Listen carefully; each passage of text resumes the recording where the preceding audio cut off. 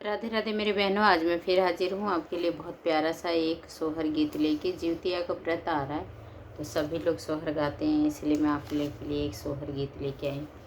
और ये गीत आपको कैसा लगेगा ये कमेंट करके ज़रूर बताना।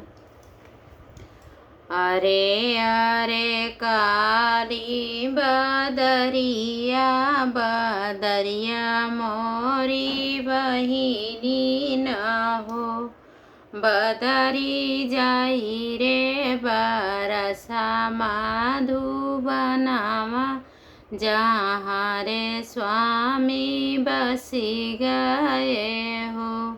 बदरी जाई हो बरसा मधुबनावा, जहाँ रे स्वामी बसन हो।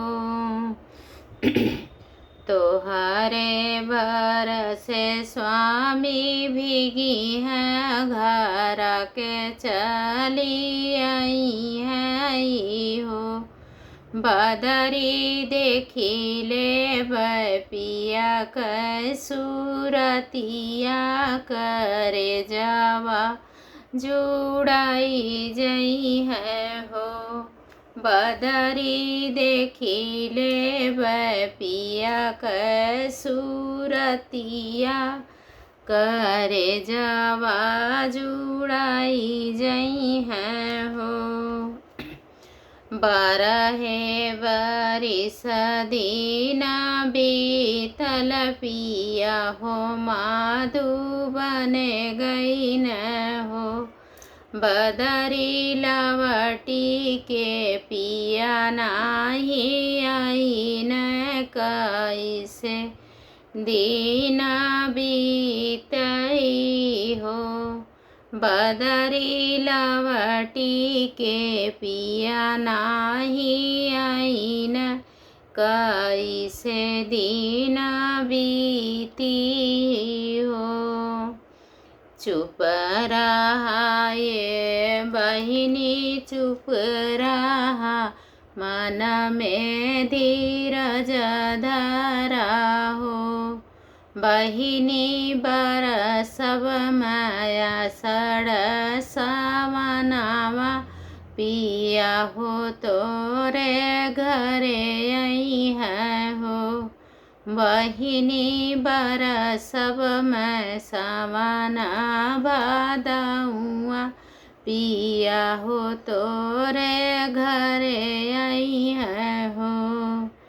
बीती गई न जेठबाई सखवा, तया सड़ सावन माला गल हो।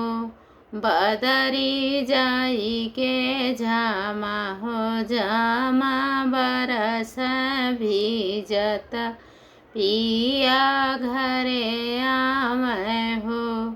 बदरी जाई रे झामा झामा बरस भीजत पिया घरे आवे हो। हाथ गोड़ थर थर कापै, जुलफिया से पानी झर हो। धाना खोली दे तू बजरल केवड़िया, भीतर आमायाई हो। धाना खोली दे तू बजरल केवड़िया, भीतर गमायाई भी हो। दौरी के खोलली केवड़िया, पिया का गोड़ा लागिला हो। बहिनी पिया मोर गरवाला गाँव, नयन आंसुआ ढाउड़ल हो। बहिनी पिया मोर गरवाला गाँव, तनयन आंसुआ ढूढ़ल हो। धना धना बदरी बहिनिया तो ही न मोरी बहिनी बदरी तो हरे ही कहले सजनवा लवट घरे आमन हो। बदरी तो हरे कहले मोर सजनवा लवट घरे आमई हो। कैसा लगा मेरा ये गीत कमेंट करके ज़रूर बताना।